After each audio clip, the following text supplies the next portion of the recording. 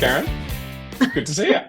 Good to see you too. It's been a few months, and I heard you speak at the TAFE conference, and wow, actually, I'm going to admit, you had me bloody shaking in my boots because I was like shit scared. I was like, I would never do that. We'll talk about some of your adventures, but going across the ditch from Australia to New Zealand in a kayak, I was sitting there thinking, you are a fucking idiot. Oh, so we can swear. Yes, Yeah. awesome. You've just given me permission. Yeah, I thought it was a bit of a fool as well, actually, initially. So, yeah, I agree with you. I agree with you. I mean, I love the story, but it was so great meeting you. So anyway, I had to get you on because you are, well, let's be technical for a minute. You're an adventurer. You're a record breaker, record setter. You're a speaker. I don't know, storyteller. You're just an all-round great bloke. Well, that's what you would actually. That's the bit you like the best. I'm an all-round great bloke, isn't it? Well, I mean, I think I'm a pretty average bloke, I think. And I'd like to think that I'm an okay guy. But you missed out tired dad, decent husband, just a really shoddy farmer because I live on a property at the moment. So, yeah. So I'm jack of all trades, but good at nothing at the same time. What do you think about that? While we're on that, because I have punished myself all my life because I'm a jack of all trades and I'm bloody good at everything. I'm not being a wanker, but I can just master so much. And I used to beat myself up because I used to feel like, oh, I haven't got a degree, I Mm. haven't got this. And it's only been the last maybe 5 years that I've thought, you know what, I really love being a jack of all trades because I can bloody get my head right across the board and I don't need all that expertise. What do you reckon? Yeah, so it's an interesting one. Like, do you know that full quote? And I am going to butcher it, the jack of all trades quote. Yep, Do you know the full one? yep. Yeah. And I think the second part of it that gets left off is so much more important. Like a jack of all trades, a jack of all trades beats a master. No, how does it go? It goes Sorry, jack of all I'm gonna trades, get this. jack of all trades, Is it master of none. Oh shit, I can't remember either. Better exactly? This is the problem. better See, like, to do it's many, something a lot. better to do many than But only do one. Something like that. It's yes, yeah. yeah, it's basically that you will always be better than a person that can only do one thing. And like, don't get me wrong, to be an expert in one field, I mean, that'd be such a powerful, amazing feeling. And I think I'm one step behind you because you say that you're good at a lot of things. I think I'm mediocre at a lot of things, but I have persistence and the mindset that I can learn, and that's one thing that is my superpower. I know if I put my head to it, then I can work out a solution to anything. But I Yeah. have to be motivated, otherwise I'm not going to do it. Yeah, I'm the same. But I tell you what, I don't know. Don't be putting yourself too far behind me because I can drive a kayak. I don't even know what that's the word is. Row a kayak. I can maneuver a Let's go with kayak. paddle. Let's go with I can paddle. paddle. I can paddle a kayak down a little river with no waves. You would never get me in a freaking ocean with a kayak. I can tell you what. Oh, so I sometimes can't believe that we did it, to be honest. For real, like to go out there and think about that, now that so much time has passed, I mean, I know I've done it. I know I did all the steps and all the preparation and planning, have all the memories, but it's just like, wow, I can't believe we actually did that. To yeah. be that committed to something like that, and the crazy thing is when we came up with that idea, neither Cass or I had actually paddled a kayak offshore at that point. Oh, You know, so wow. I think it's that naivety that we had, that brash sort of youthful arrogance of sorts, this sense of invulnerability that allowed us to even contemplate doing it. Yeah. I think that was important. Mad, but I'm bloody glad you did because it's really inspiring. It's not. I know, I kind of imagine a room of 300 people, like or whatever, 400 on that day, and I can't even imagine even one person going, "I'm going to do that." That's a bloody great idea. I'm going to get my kayak and go across the bloody ocean. But I reckon you just in that you inspire people to go, "Oh God, if he can do that." Surely I can write that book. Surely I can go and do that Yeah, thing I've got to do. But well, I just want to say, I'm just going to read out your list. And there's probably 1,000 things on here that you've done out of stupidity that I'm going to miss. But anyway, I'm just going to, well, going to read them. out 2000, of stupidity that I've done as well. No, that's what I mean, that you've done that I'm going to miss off the list. 2001, down the Murray, full length of the Murray River, kayaking. 2006, Yep. kayaking again across the Bass Strait, Victoria to Mhm. Tassie. 2008, across the Tasman Sea, right across from Australia to New Zealand. 2011-12, skiing across the Antarctic to the South Pole, back to the edge again. And then I'm not sure which year it was, just recently you walked across Australia with your wife and your 1-year-old baby. That screams stupidity to me, but it also screams absolute inspiration and courage. It's amazing. Yeah, I think that one there probably hits people very close to home because they can imagine their own child actually out there and they're like, why? Why Yeah. would you do that? And I do think that is actually the hardest thing that I've ever done in my life because you're out there and you're taking the things that are most precious to you on this journey. And although, Lauren agrees, I suppose I was the expert in that field, and Morgan, she didn't have a choice in the matter per se. But surprisingly enough, she did the best out of all of us. She was phenomenal on that trip, and she went from strength to strength to strength. And if there was a weak link in it, I think by the end of the trip, it was actually me. So I started at a position of strength, and my wife had very limited experience. She'd been camping, you could count on one hand before she'd actually met me, the number of times. And so she started off on a fairly low basis point, trained up, but just in terms of her experience. And there's this natural sort of crossover point where I actually become the weak one, and she's actually the strong one by the end. And she's firmly cemented alpha dog status in the family because as we're pulling into Port Augusta, having walked for 102 days, she says to me, "Do you want to continue on to Melbourne?" And I said, no, I'm so broken. I need this to end. And she was just hitting her straps. Like I do think that women make more natural explorers and adventurers because I think they have much more capacity than men. Mm. Actually, I'm glad you said that because I believe that. And so men have got the It's brawn, and true. I think women have got the grit. I really do think women have got much more grit. Women have don't get me wrong, there's lots of men with grit out there, but women have natural grit, I think, at a higher level than men. There's something innate inside them. If you can push out a child the size of a watermelon out of your body, Yep. then you can do absolutely anything. And men don't have that. We have there's a lot of different other things that I suppose that men have that are benefits, but internally, I think females are so much more stronger. And I'm now raising two daughters, and I'm slightly terrified because one of them in particular, she's just the strongest thing I've ever met in my life, and I'd fight over in 10 years' time. Wait till You she, better not listen to this. yeah. Is that what you mean? Wait till she's 16 and Princess Bitchface.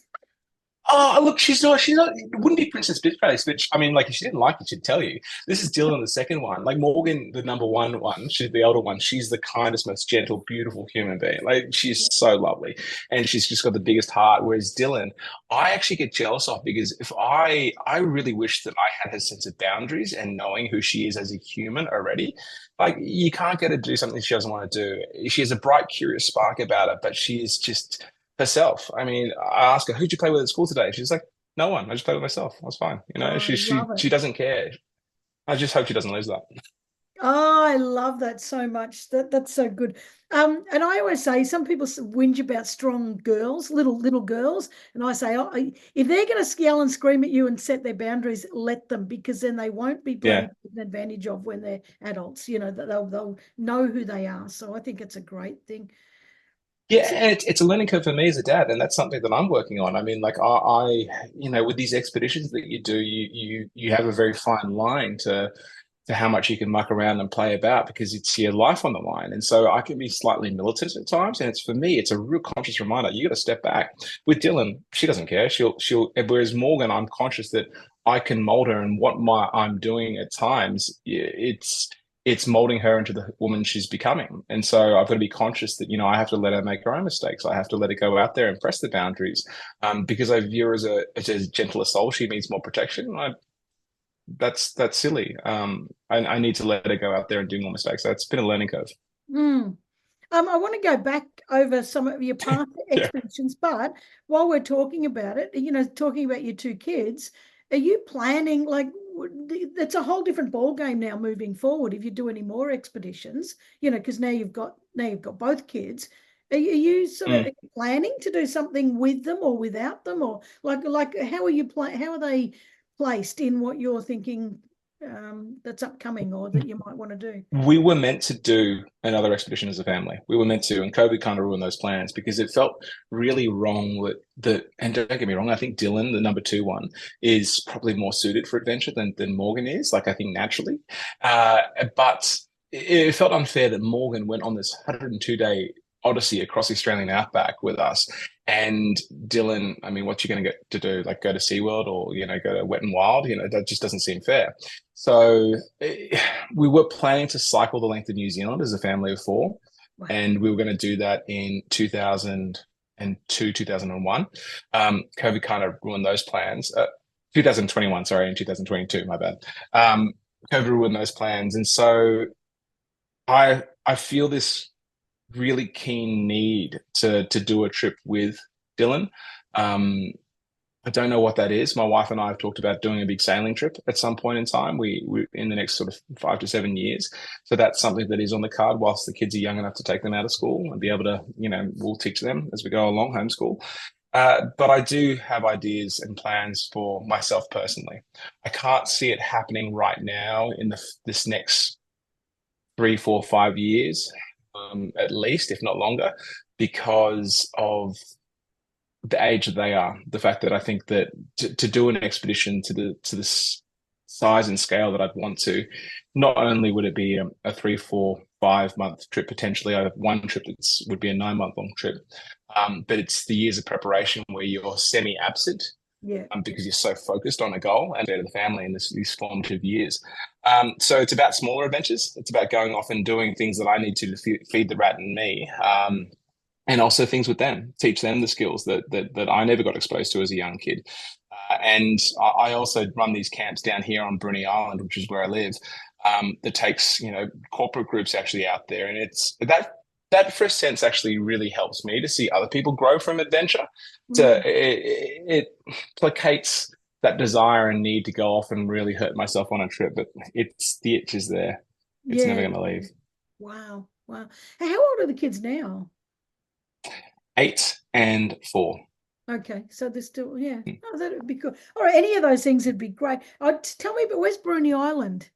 Why can't So Bruny Island, I live down on an island off an island off an island. So if you go down to Tasmania and then you go to Hobart and you drive 40 minutes south, you catch a ferry across to an island called Bruny Island. That's where I am. There's a established permanent population of 1,065 odd people on the island, and it's a beautiful, stunning spot. And the cool thing I love about Tassie, I mean, I used to live in New South Wales. The thing I love about Tassie is the access to nature. It's so close. Yeah. You can be in the biggest city here in Tassie, Hobart, and you drive 30 minutes one way or the other way, and you are in the deep bush.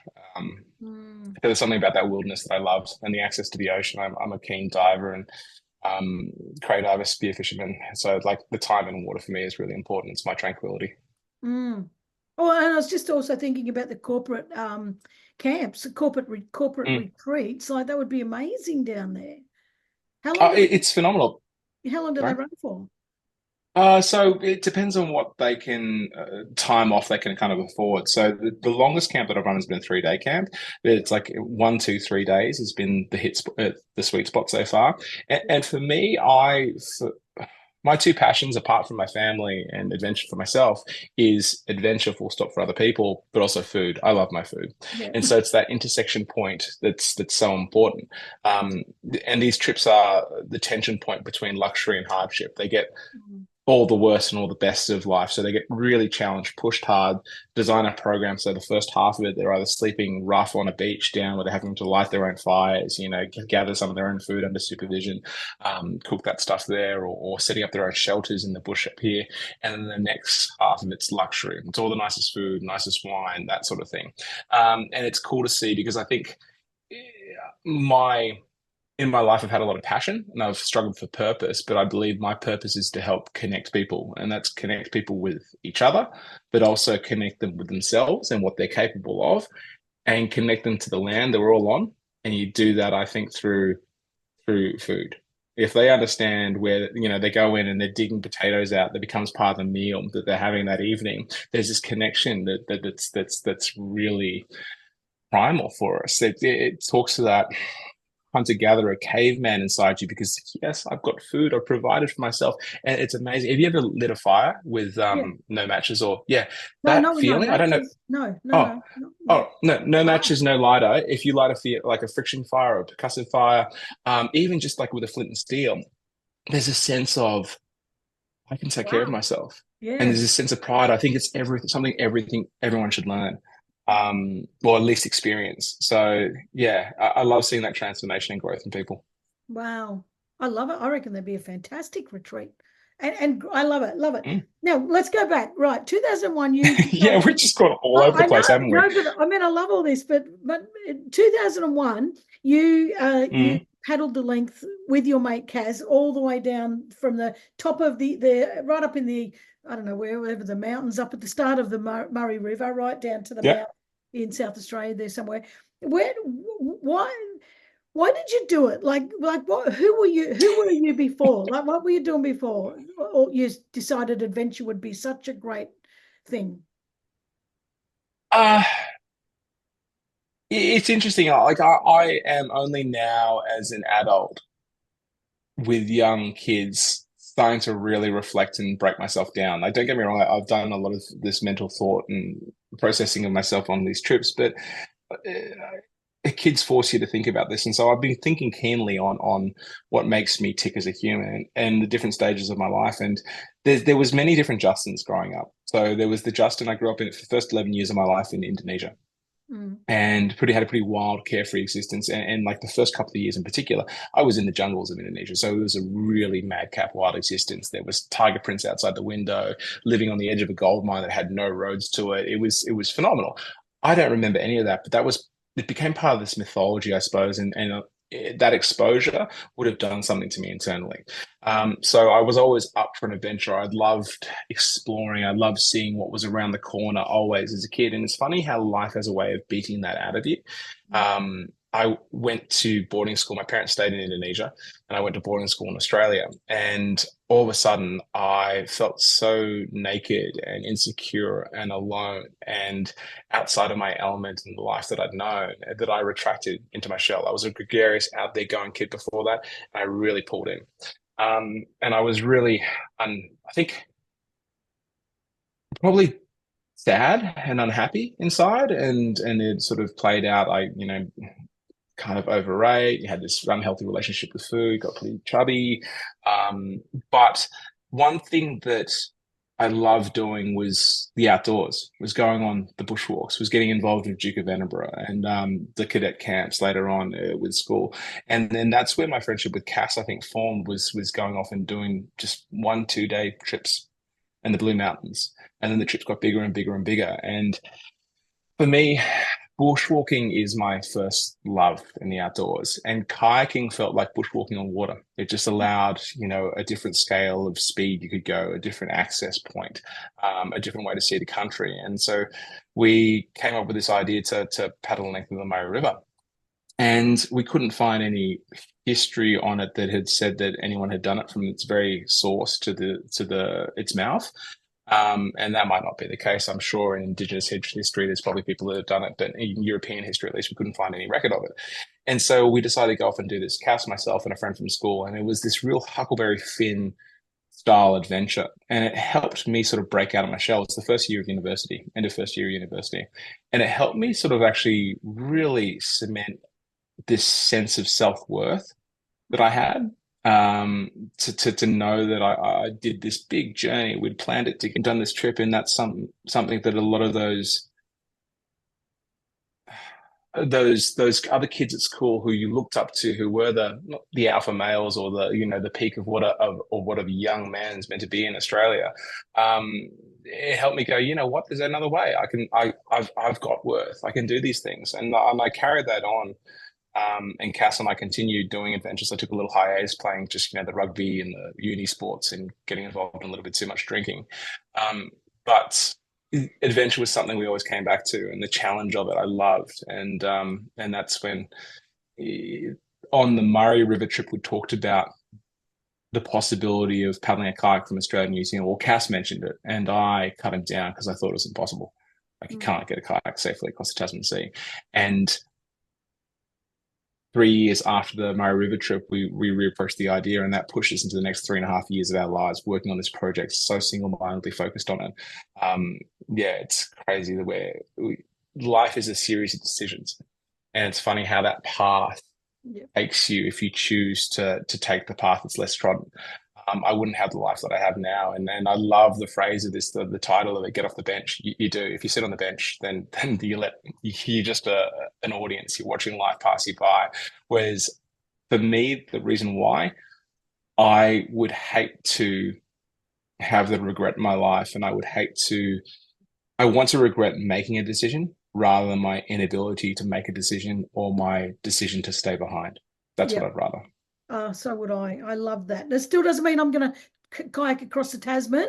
However, other decisions.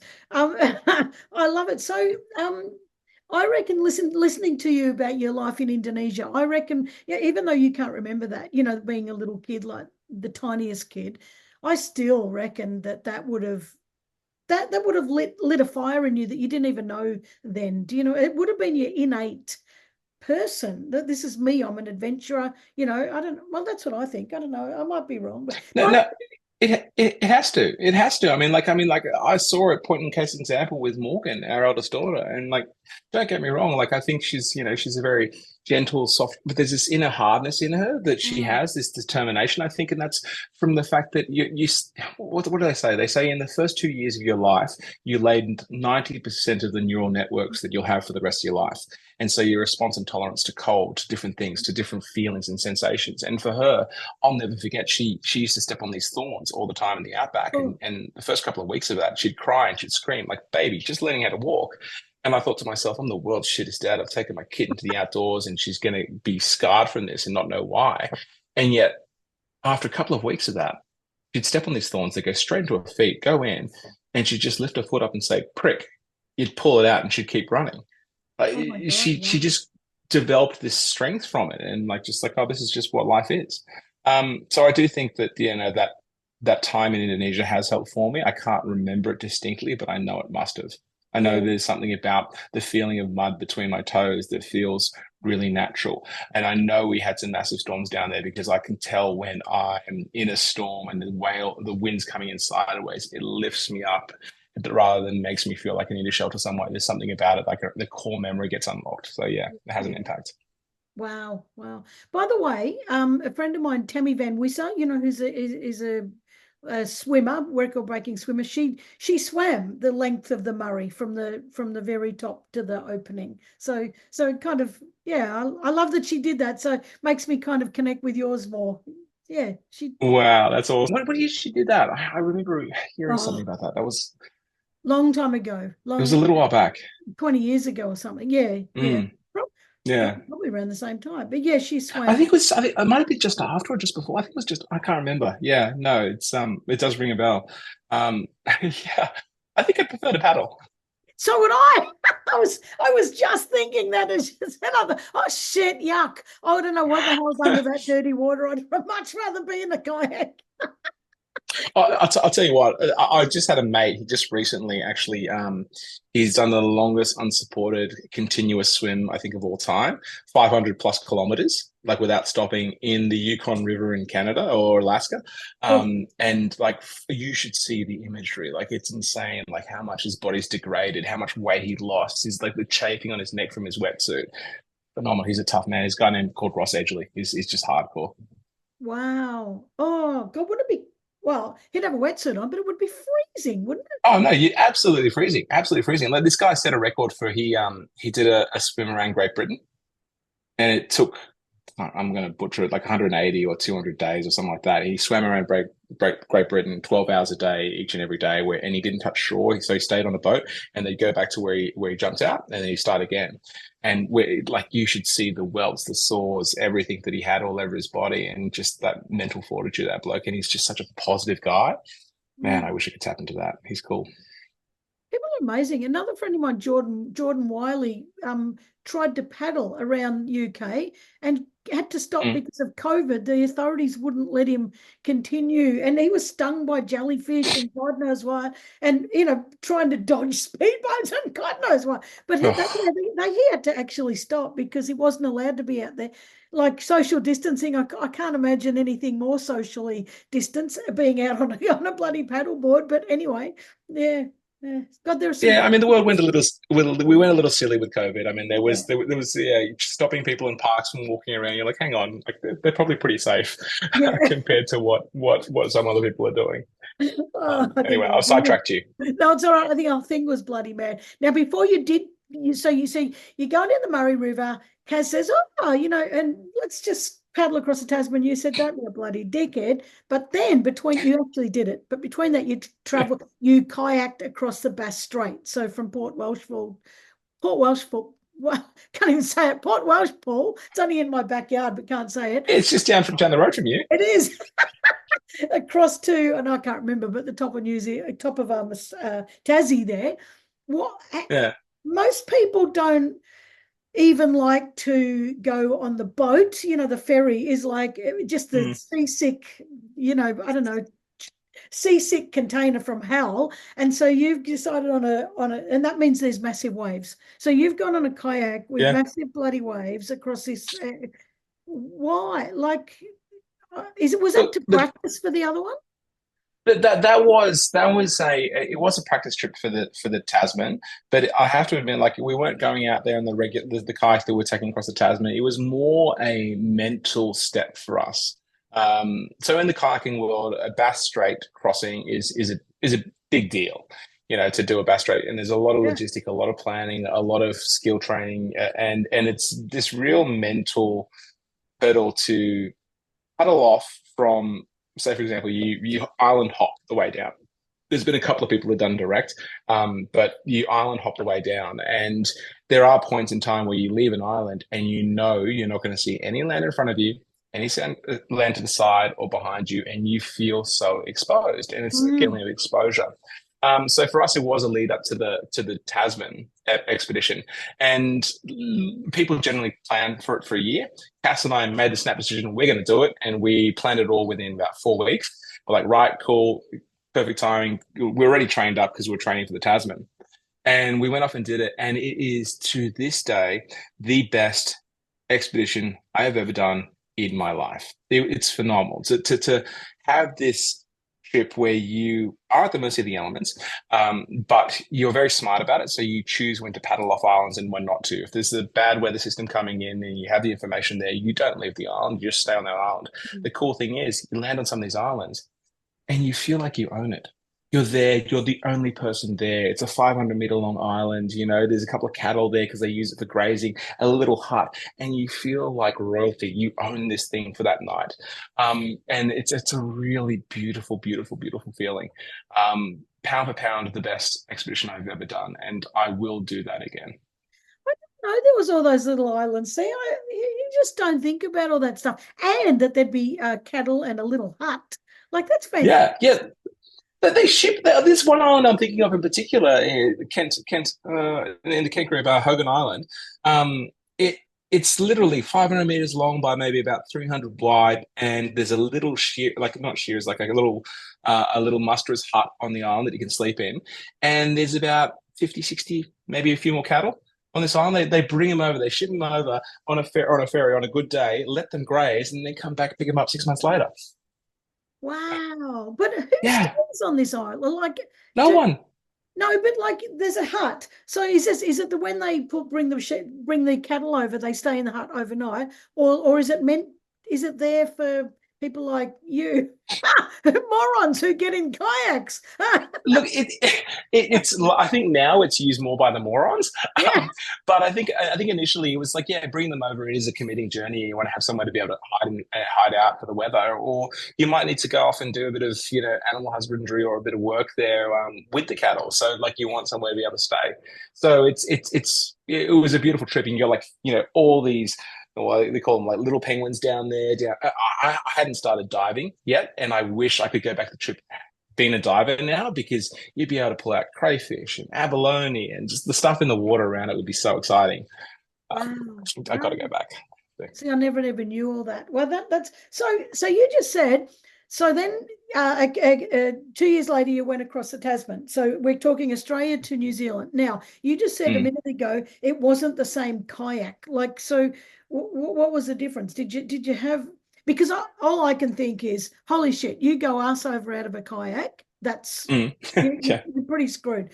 So did you the one going over to New Zealand, was that like, did it have a cabin on it, or did it, like, what was better about it? Yeah. What was more? So the cabin we took across, so the kayak we took across the Bass Strait was just a regular kayak. We used to, Cass and I paddled a Pitarack kayaks, and so this is a Pitarack double kayak, 6.6 meters long, designed for pretty gnarly weather, but it's a kayak you can't sleep in.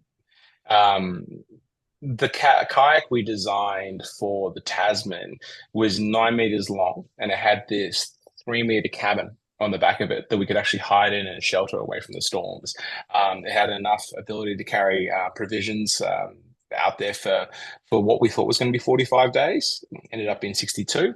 And take the desalinators that we needed, the batteries, the solar panels, the tracking beacons, the amount of safety equipment, the medical equipment we needed to survive out there. And that's why this trip took 3.5 years to plan. We're coming up with a lot of new systems. And a lot of people, like, we have our own risk profile, and so you could go out in a more grassroots kayak, I suppose, on a trip like this. But sorry about that, that's my wife just calling me. But for us, we needed all that safety equipment to stay safe there. Mm-hmm. Yeah. So tell us about that trip, because I know you planned that if we go from Australia to New Zealand, it's going to take this many days and blah blah blah. But it wasn't that, because I know there was a big storm in the middle that sent you doing circles. What happened there? What happened? We just decided to do a loop to loop. No, we got caught up in the center of the Tasman Sea. So we thought it was going to be 35 to 45 days to get across. And we took provisions for 50 days, I think, in the end. Halfway across, we actually did this 2 week circle in the middle of the Tasman, and we got yeah, we basically spent this time trying to paddle out this big current whirlpool. Got smashed by a 10-meter wave that pushed a 10-meter storm that actually, sorry, a storm with 10-meter waves that pushed us up into this whirlpool, and we couldn't break out of it. We were stuck in the cabin for 4 days straight. That firmly cemented us in this current pattern. And when we got out of the cabins, we tried to paddle against it, but the wind, the currents, everything was just too strong for us. And so I remember we tried for like 4 or 5 days to paddle against it, and we made next to no progress. And so we made the pretty bold call to actually paddle backwards to go forwards. Mm. So we did this big loop to slingshot out of it. And that was, yeah, I think that's actually when we had a fair bit of media on our trip. And I think that's the point in time when the media really jumped on our story and our expedition. Doing circles in the middle of the ocean got a lot of people worried about us. So how did that affect you? If you only took enough supplies for 50 days and you took 62, that's 12 days without supplies, or 12, or a lot that you had to halve your supplies, or whatever. How did that affect you? Well, the writing was on the wall when so it was day 31 that we got pushed in. No, actually, so day 17 when we got pushed into that current whirlpool, because like we were halfway across the Tasman in 17, 19 days. And so we started doing this circle there. So we started cutting down on rations at around day 30. So day 30, we're like, right, we have 20 days of rations left. Let's cut to half rations. So that way we can extend it out by 40 days instead of 20 days. And then at day 60, we were still going bad. We would have gone to quarter rations. And at that point, started fishing for extra food. So, yeah, we started to lose a little bit of weight then. But to be honest, we did pretty good. It was much more weight loss that occurred on the Antarctic trip. Yeah. Now, you guys are blokes, because a lot of people are going to be thinking this, and I'm going to say it. Yeah, I'll say what Oh, others no. are thinking. Peeing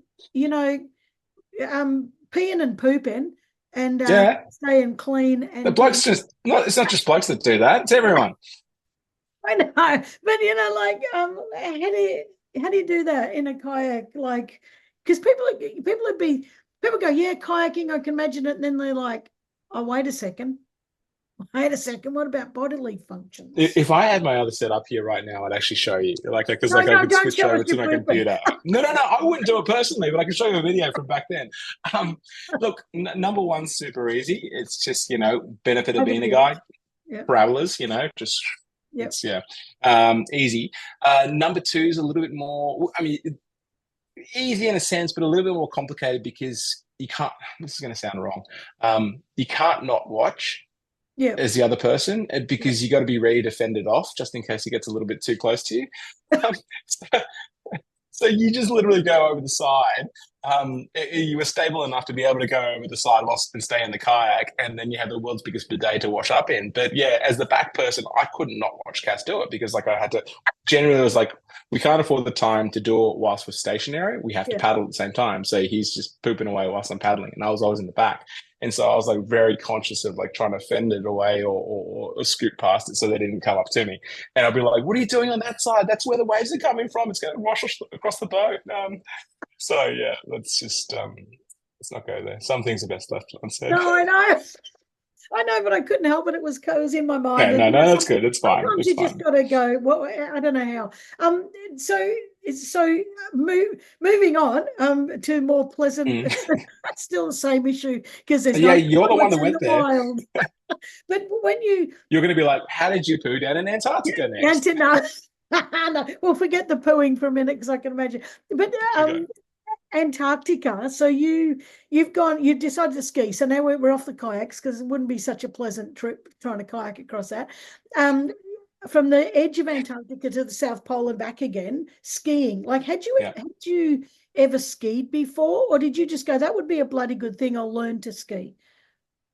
Pretty much, yeah, the second option. So 15 months beforehand was when we learned how to ski. So yeah, and I'm never going to be the best skier in the world. I've turned into a competent skier. I can get by, but it's something that I honestly believe you should never let the lack of skill stop you from having a dream.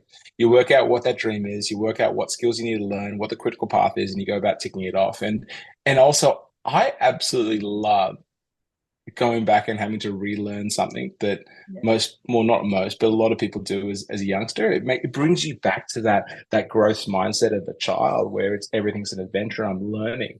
And so it was really cool to throw ourselves in the deep end and like have the excuse to just throw yourself wholeheartedly into something like that. But I'll never forget, I did a presentation in Norway, and it's the end of the part of the presentation I'm up to is the triumphant end of that trip.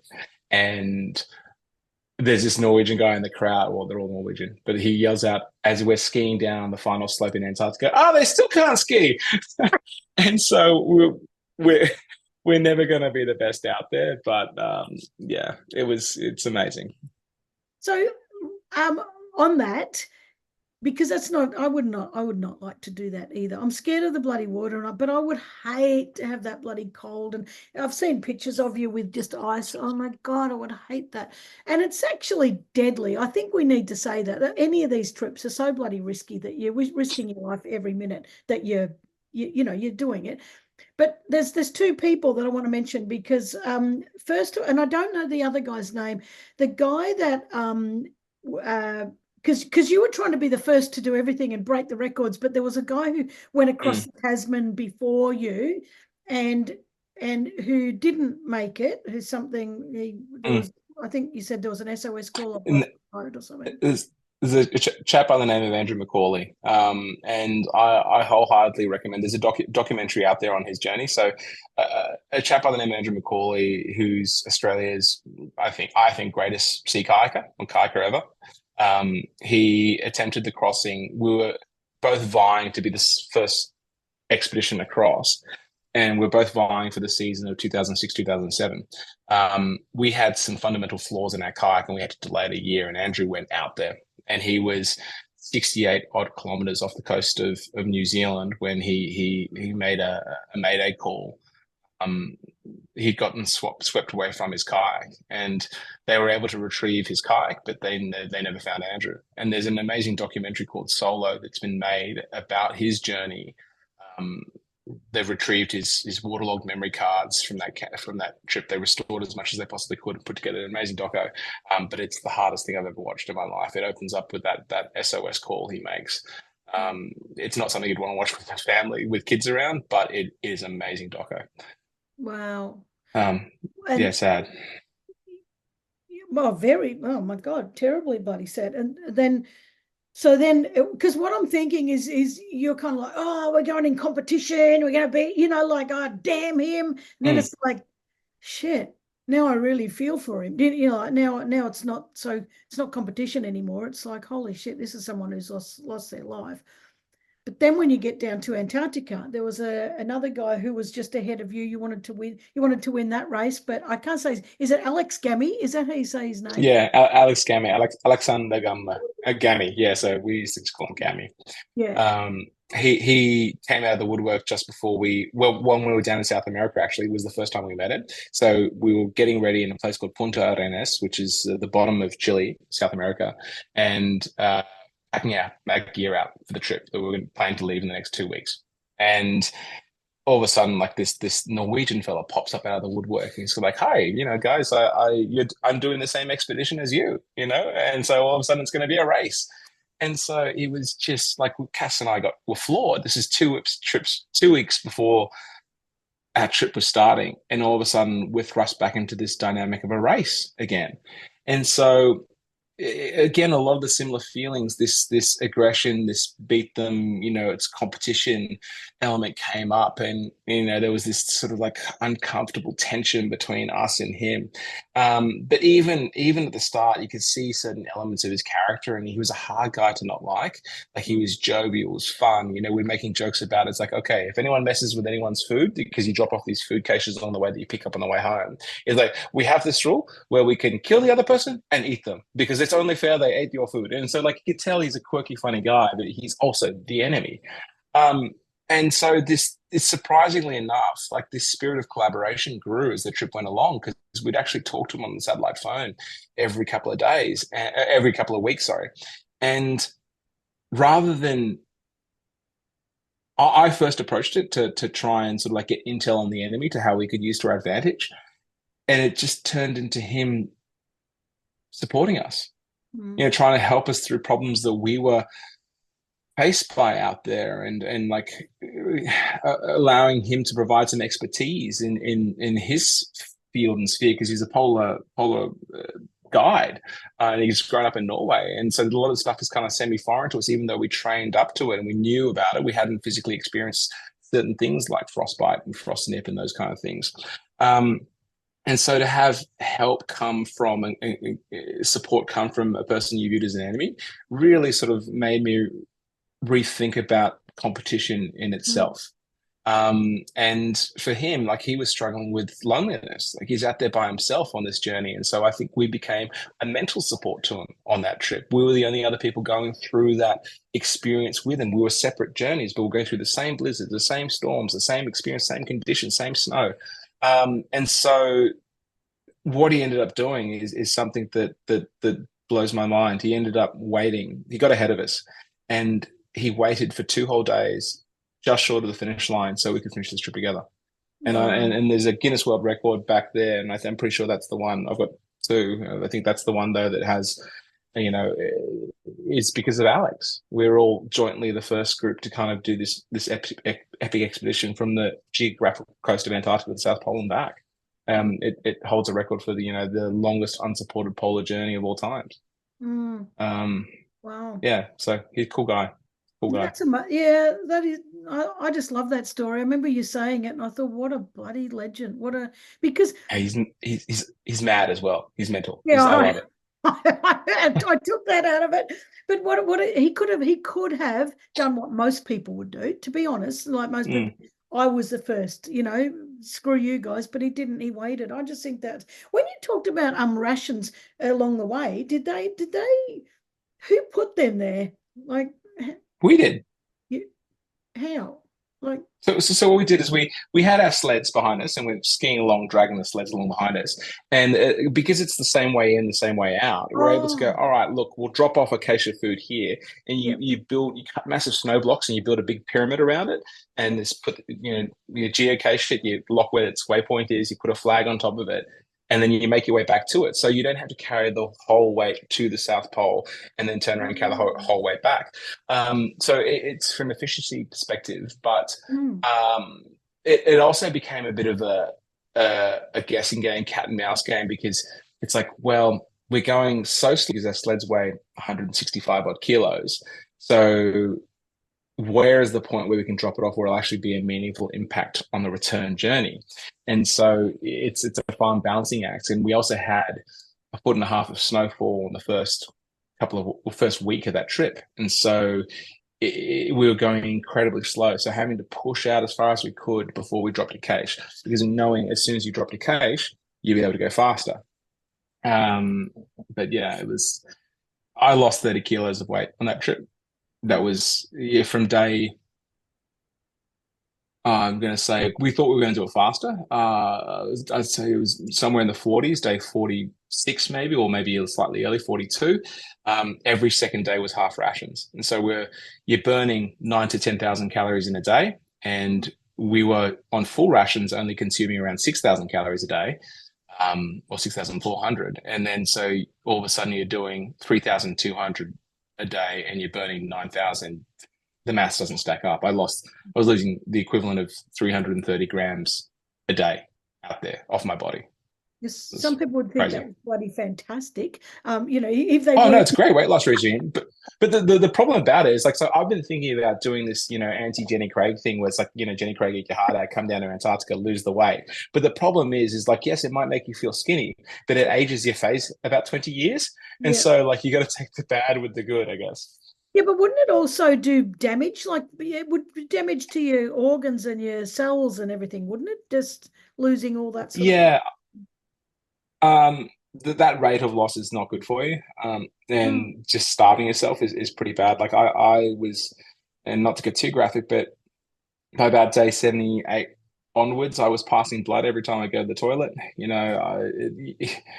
There was a chap by the name of Henry Worsley who we met down there that year. He was doing another expedition down there, and then he came the following year to do the first unsupported crossing of Antarctica. So he didn't have the luxury of dropping his food caches off and picking them up on the return journey. He was going to go right across. And I remember following this journey quite interested in it. And he started suffering from a lot of the issues that we were suffering from. I was suffering from, particular passing blood, the pain, the cramps, the feeling in his stomach, and then he ended up doing a emergency SOS call a couple of days from the end, saying basically, I need to get out of here. I need emergency assistance. They were able to get to him, pick him up, and he took him back to South America, to Punta Arenas, and he ended up dying in a hospital there. Like he had peritonitis, so his bowel was Mm. essentially disintegrated. Mm. And there's Wow. just this toxic flood of bacteria through his body, and so it took me till then to realize how close to the line I was probably actually pushing it. I probably should have weighed a little bit more, put a little bit of extra weight on. I weighed about 107 kilos when we started that trip. It probably would have been healthy for me to start about 115. Then I would have had more capacity to go into the red. Like I finished at 76 kilos, and for me, that's hyper light. It doesn't sound it, but it's for my frame very, very light. Mm. When you were passing blood, did you think what keeps you going? Because I think most people would be listening to this and going, "Oh shit! If I got to that stage, I think I would just call it quits." Like, what's Look, that line between thinking that you might die, but wanting uh, the thrill of the adventure? Like, there's a line there. I think one of the best things we can do is be in tune with our bodies. And so, like, when I'm doing something wrong to it, I kind of know when I'm doing something wrong to it. Like, I know when I'm cutting corners with my health and this or the other. But in knowing and understanding the signals your body's throwing out to you, like, yes, I was going close to the line, but I did feel that even though I was there at that stage, I felt like I could push my body in that point. I probably could have gone an extra 10, 12, 14 days. Like I felt like and we were close enough to some of the food caches on the way back for me to view this as an acceptable level of risk. And like, it wasn't as if I was like, this feels terminal, comfortable, and if this continues on for maybe another week, then it will be bad. So intimately understanding your body, I think, is very important, and being able to judge it with the goal that you've worked towards it. That said, I can be pretty pig-headed. But when you've worked on a goal for so many years and you've gone through all the hits to get there, it's going to take a lot to make you quit. People say to me a lot, I could never do the trips you've done. And I said, no, I disagree. I think anyone could do the trips that I've done, anyone in the world. It's a matter of having the right mindset for it and the desire to do so. And if someone was to come along to you, Karen, and go, hey, and pretend for a moment you like paddling. All right. Hey, here's a kayak. Yeah, you love it. There you go. Here's a kayak. It's ready to go across the Tasman Sea. Weather window starts next week. Get out there and do that. You haven't had the ownership of that 3.5 years of preparation and planning to lead up to that point. So that when that first major challenge comes across your table, you might go, you know what? It's not worth it for me. Yeah. Yeah. So your mate Kaz, who was with you with the Murray River, Bass Strait, Tasman Sea, and the Arctic crossing, the South Pole, he was saving up his chicken. I'll never forget this. He was saving his little bits of chicken meat for you, and then when it was your birthday, gave you a little bag of chicken. It was actually bacon. Thank you very much. Oh, It was bacon and salami bits. Bacon. Bacon. Yeah, so it was funny because we had this Sproggan mix, a trail mix. Everyone knows that, but the trail mix down in Antarctica is a little bit different because there's this cheese, salami, maple coated bacon in it, a lot of fat in it, as well as the sweets. And so I remember seeing him a week out prior to this. He was just getting a little, like, really picky with his food. He was like, and I was just like, oh, that's a bit weird. I mean, like, get in India, it's all good. And he was like, oh, I'm trying to find the lollies, and he was like, okay, cool, whatever. And so he whipped out this bag of, like, a small bag of bacon bits, basically, and I went nuts because I love my food, and I was so energy and calorie starved at that point. It was the best present ever. However, I gave him a beanie, which was a penguin beanie. That was the present that I brought along for him. Now, best present ever, and I still say that to this day. But it also could mean that he was either really smart because he didn't have to buy and bring a separate thing, or he was very badly planned and prepared because he didn't bring me a present and he had to scrounge for something along the way. So I don't know. I have saved your life. Yeah. I try to share it with him afterwards. It's like, hey, come dig in with me. He's like, no, that's your present. You have it. So why Kaz? Like, because they're pretty solid adventures with him, and they're very personal. Like, you've got to really you've got to tolerate someone's poop, but you've also got to love them. Like, there's got to be something about them that you can. Not many people can tolerate somebody that closely, that intimately for so long. Yeah. What is it? I think Cass and I we clicked in I was 14, he was 15, year 10 in high school. I shifted schools from year 9 to year 10 and met Cass and his family. I was actually friends with his younger brother actually before I was with Cass because being young for the year, I used to play sport with Clary, his brother. And we became firm friends because of the outdoors and also because we felt so lost in the world. I think both Cass and I were outsiders. He's in a private North Shore school, didn't quite fit in because, sort of Greek heritage background, this, that, the other, and me being sort of half Asian kid coming in. We're both very awkward kids, very socially, especially around girls and stuff like that. We were terrified of them. And just we were the outsiders per se. And so we bonded together, I suppose, and we became each other's support. And the love for the outdoors is what helped us sort of flourish as humans.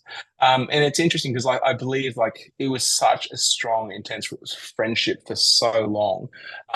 But it's a stage of life thing. We developed this almost codependency on each other. And so when it came time for like kind of me at least, to stand on my own 2 feet, in a sense, without doing everything joined to the hip with him. It's funny, you can become hyper good at certain aspects of life, and then you've had someone else to help with the other ones. That's where you have to go through this growth period. And so I think it was actually hard when we sort of like decided to push separate paths, to develop as a fully functioning adult on my own. Yeah, So when you've been joined at the hip so long.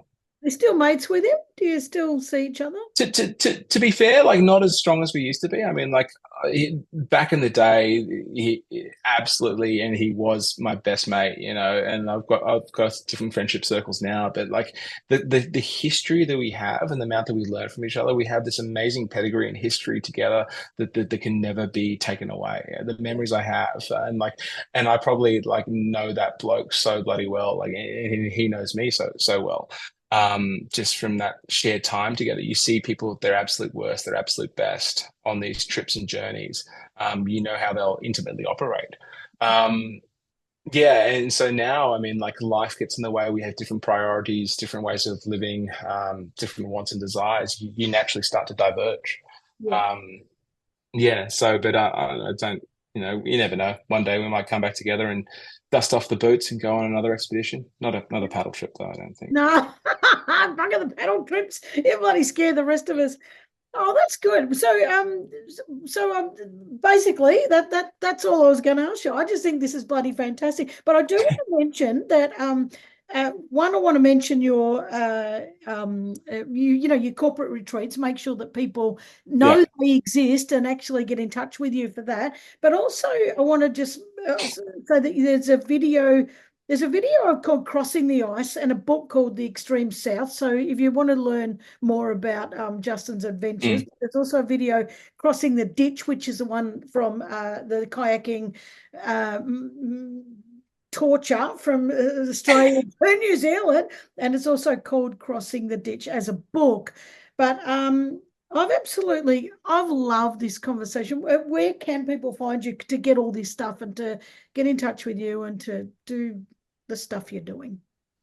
Yeah, definitely. So like my website's justinjonesy.com. There's gonna be like I actually did a podcast for a while actually during COVID, which was interesting, interviewing some interesting people, and that was called adventurethinking.com. Yeah. Now that is going to be it's morphing into the website for this corporate retreat stuff. All the stuff I've been doing corporate retreat wise has been word of mouth because I don't want to flood myself with too many groups, but that's where the info will be soon. But to watch the documentaries, I am working on some deals actually now to get them onto some streaming platforms because it was wrapped up in a Nat Geo deal. But you can get them on Adventure Reels TV, Crossing the Ditch, Crossing the Outback, and Crossing the Ice. So there's a trio of crossing films. But hopefully it'll be on a streaming service, another like a mainstream streaming service soon. I'll Well, send you some details on this so you can yeah, actually put yeah, it in the you show do. And notes. then I can put some links up because that's just fantastic. And I think that I hope this has been great for everyone listening. Just the vision, like the listening to it and having your own movie going in your head, imagining it and your own fears pumping in your chest, because I was listening to you. I think, and oh, by the way, also you're a presenter as well. So you keynote everywhere Mm. and talk about this stuff. So if anyone is wanting a keynote, Justin is, or Jonesy, well, whatever you want to call yourself, is bloody fantastic. Very, very lighthearted, fun, but also serious at the same time. And just It, an amazing presenter. I do say we started off with the fact that I'm not very good at a lot of stuff. That's in my mind one thing I'm proud to say that I'm extremely good at. I really enjoy jumping up on stage and doing that, again, sharing that story. I love moving an audience and Yep. sharing those stories. So much Oh, fun. you're exceptional at that. Exceptional at that. Um, so we'll cement that in, and we'll take that out of the jack of all trades shit, and we'll put that in the expert I can area. do that. Yeah, because you really are. So I've absolutely loved this. Is there anything I've missed that you? Yeah, Guinness World's. Yeah, I'm just looking at my notes and the two Guinness World Records, and that's the ice and the bass, the Tasman. It wasn't it? That was it. Yeah. Yeah, yeah, Yeah, there's Antarctica and the Tasman. yeah. The Murray River one is an unofficial record because like no one had done it under all the history that we could actually find, and there's a record there somewhere. Mm. But like records, life's about experiences and doing things and just going out there. And if I could leave the thought with this audience of one thing, it's that adventure really is relative. No one can tell you what your adventure is going to be. And so for some of you out there, yes, this sounds like some dickhead talking about paddling a kayak from Australia, New Zealand. That's not my cup of tea, but hell, your cup of tea might be something different and something that I'd go, whoa, I'd never do that. So it's personal, it's relative. No one can tell you what it is. And I think if the last thing I want to leave everyone with is don't let your dreams die a quiet death in the corner of your minds. Let Mm. them out, because I think that's the saddest thing you can do. That's the biggest crime that we can do as individuals, as people, as members of families, communities, of companies, whatever it is to hide that best part of yourself and those passions. Passionate people bring their whole selves to everything they do in life. Yeah. And we need more passion in this world. Absolutely, we do. Wow, what a great thing to leave on. I was going to finish with, and now I don't want to steal your thunder, but I was going to finish Go with, for it. No, no, do it. I was going Do it, please. to finish with, you're actually not a moron. I might have called you a moron and God knows what during the thing, but you're bloody not. And I just think it's stupidity. And you perfectly hit on it because it's not my adventure. That's exact Mm. for me. It's would be utter stupidity for me to get in a kayak and go into the water. But I've got other adventures that I'm doing and I want to do. So I just nobody's adventure is like yours. So thank you so much for sharing what you did and thank you so much for having the guts to do what you've done because yes, you've got the records and yes, you've got the adventures, you've got the memories and everything else, but it's the inspiration to other people to that nothing's Mm. impossible. Things just aren't impossible if you really want to do it bad enough. Yeah. Because I'm really average, so if I can do it, you bloody well can. I think you're a little bit more than average, but anyway, we'll leave it at there. Appreciate it. Jonesy, thank you so much for joining us. I really have loved this, really loved it. Thank you. Thanks so much. Okay, see ya.